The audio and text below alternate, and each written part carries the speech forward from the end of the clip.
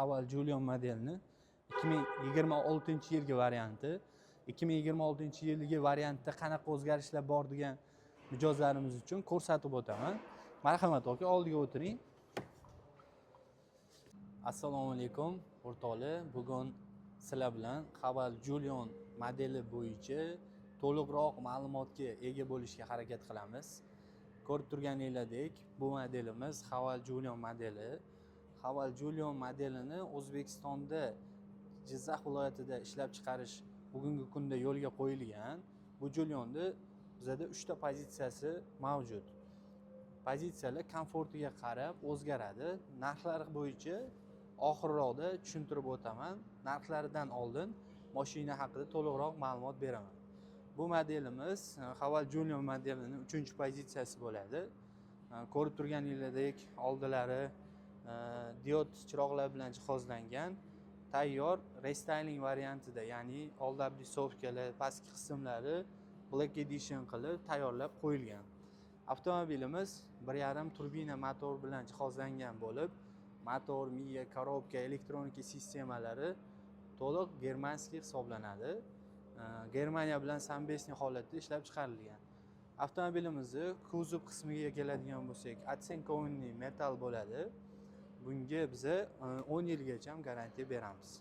Mashinani balon qismlarini bitta e'tibor berishingiz mumkin. Balon qismimiz ham 17 quyma diskali balonlardan jihozlangan bo'lib, 40 ming kilometrgacha balon qismimizga ham garantiya beramiz. Avtomobilimizda silboy zonalar ham o'rnatilgan. Mashinamiz to'liq shum izolyatsiyali bo'ladi.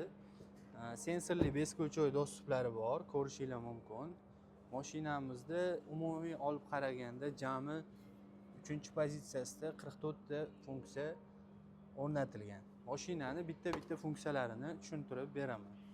Mashinamizda sideniya qismlariga e'tibor beradigan bo'lsak, to'liq perforatsiyali kojadan tashkil topgan bo'lib, salonni rangini ham o'zingizlar tanlasanglar bo'ladi. 3 xil rang bilan jihozlangan, qora, shunaqa oranjiy salonligi va bartoviy ranglari ham bo'ladi.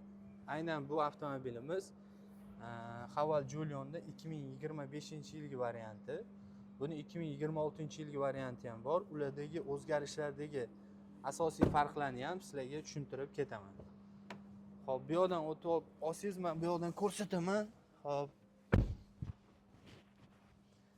avtomobilimizga e'tibor berib qaraydigan bo'lsak, bitta funksiyalarni tushuntirib o'taman. Avtomobilimizda klimat kontrolini yoqish tugmachasi. Bu do'zoniy klimat kontrol bo'ladi avtomobilda, ya'ni bitta vaqtda o'zida sidinani ikki xil tomonida mashina ikki xil havo sistemasini muvozanat qila oladi. Ya'ni bu yerda hojona o'tirgan bo'lsalar, bu yoqda siz bo'lsangiz, siz o'zingizga sovuqroqni yoqib, hojona uchun issiqroq havo oqimini yoqib qo'yishingiz ham mumkin. Undan tashqari, oldi orqa oynaklarni isitish sistemasi, 360 gradus kamera hamda avtoparkovka ham ushbu avtomobilimizda mavjud. Ya'ni siz qaysidir joyga mashinani o'zini parkovka qilish uchun buyruq berishingiz yoki oldiga ham orqaga ham mashina qo'yib ketgan holatda mashinani yo'lga olib chiqib berish uchun sozlashingiz mumkin bo'ladi. Ushbu avtomobilimizning tashqi ko'rinishiga e'tibor berib turibsizlar.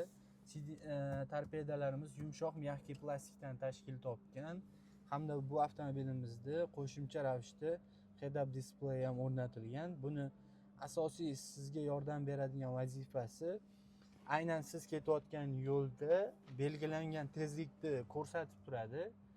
O'sha yo'lda belgilangan tezlikni ko'rsatgan holatda siz tezlikni oshirsangiz, o'sha tezlikni oshiryapsan, tezlikni tushirishing kerak deb ogohlantirib turadi.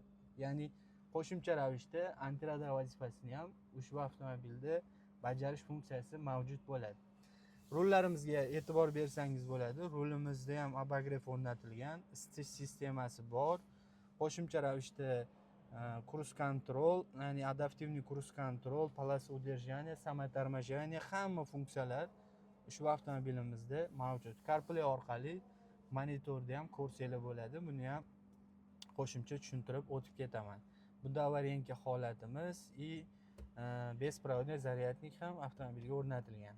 qo'shimcha tarzda sizga yordam vazifasini bajarish uchun avtomobilimizda avtohold sistemasi ham bor. Ya'ni siz shahar joylarida, mashinalar ko'p joylarda harakatlanayotganingizda remen toqqan holatda avtohold yoqib qo'ysangiz, svetoforlarga to'xtaganingizda постоянно tormozni ezib turishingiz shart bo'lmaydi.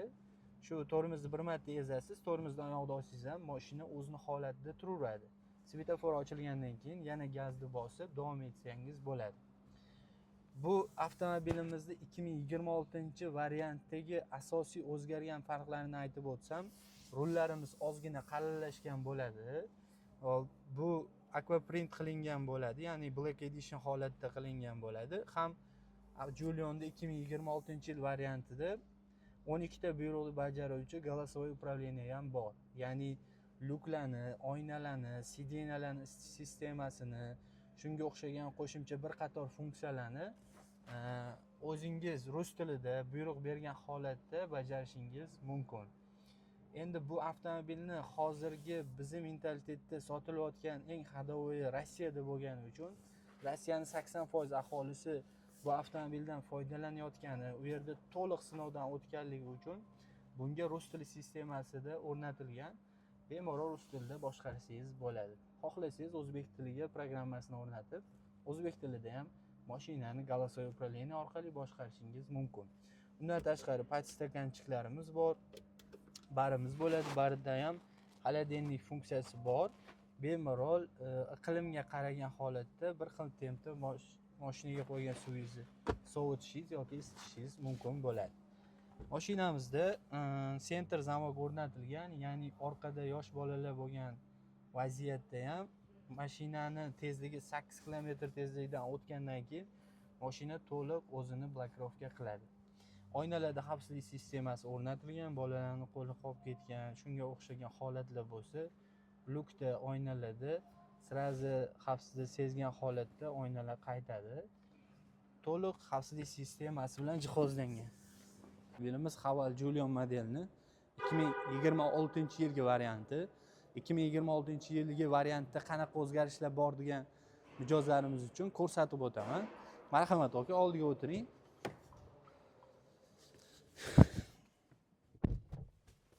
Avtomobilimizni tashqi ko'rinishiga e'tibor berib qo'yasiz. Birinchi o'rinda rullarimiz ozgina qalinlashgan hamda rullarni shu chetlari ham polniy aquaprint qilingan holatda bo'ladi. Mashinamizda audio sistemasi ham o'zgacha ko'rinishda ishlab chiqarilgan. Qo'shimcha funksiyalarida, ya'ni CarPlay'lar o'zi zavodskiy o'rnatilgan bo'ladi. Avtomobilimizni aytib o'tganimdek голосовой управленияsi ham bor. Mana hozir bitta ishlash sistemasini tekshirib ko'ramiz. Misol uchun голосовой управленияni yoqaman, ya'ni Hello Great Wall yongandan keyin Открой окна, пожалуйста. Ko'rayotganingizdek oynalarni o'zi ochyapti. Bularni xohlasangiz o'zingiz oynangizni ochish uchun ham buyruq bersangiz bo'ladi.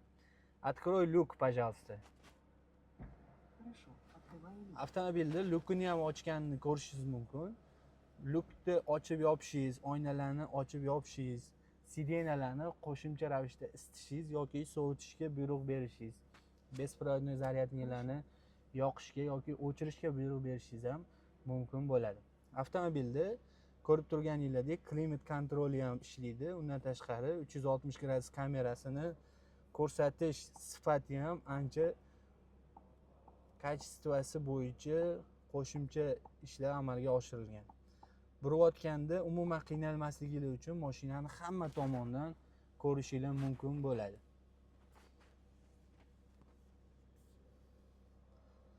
Undan tashqari ushbu avtomobilimizning tag qismida ham kortej zashitasi mashinani to'liq yopgan holatda jihozlangan bo'lib, bu ham sizni har xil yo'llarda harakatlananishingiz uchun yordam beradi. Endi oynalarni yopib qo'yamiz. Закрой окна, пожалуйста. Хорошо, закрывай окна.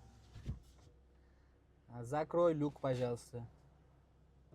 Хорошо, закрывай люк. Luklarimiz ham o'zlari yopilyapti. Marhamat. Bemalol ushbu avtomobilimizni 2025 yoki 2026-yil variantlarini avtosalonimizga kelib xarid qilishingiz mumkin. Qo'shimcha ma'lumotlar uchun pastdagi nomerlarga murojaat qilsanglar, sizlarga to'lov grafiklari, boshqasi bo'yicha to'liq ma'lumot beraman. Buni ko'rgan bo'lsangiz, to'liq 100% qoraytirilgan holatda bo'ladi, kuydirilgan holatda. Xohlasangiz shu holatda qolsa ham bo'ladi yoki tonirovka qildiraman desangiz, qo'shimcha tonirovka xizmatidan foydalansangiz ham bo'ladi. Orqada o'tirgan mijozlarimiz uchun abagrev sistemasini ham o'rnatilgan, ya'ni orqada ketadigan asosiy oila a'zolarimiz ham issiq holatda 3 xil sistemada sidenalarni isitish mumkin bo'ladi. Ko'rib turibsizlar, obesovkalarni ham chiroyliligini. Bunda Haval audio sistemasi mavjud. Sidenalarimizda qo'shimcha ravishda ISOFIX rejimi ham bor, ya'ni yosh bolalari bor oilalar uchun ham ayni muddao bo'lgan avtomobil, ya'ni kolyoskani shundoq bu yerga qo'ysanglar, o'zi moslashib o'rnatib oladi. Orqamizda kengligiga ham bitta e'tibor berib qo'ysanglar bo'ladi. Bitta ko'rsatib qo'ying, orqada ham klimat kontrolli bor. Sidenalarimiz bemalol o'tirish uchun qulay bo'ladi.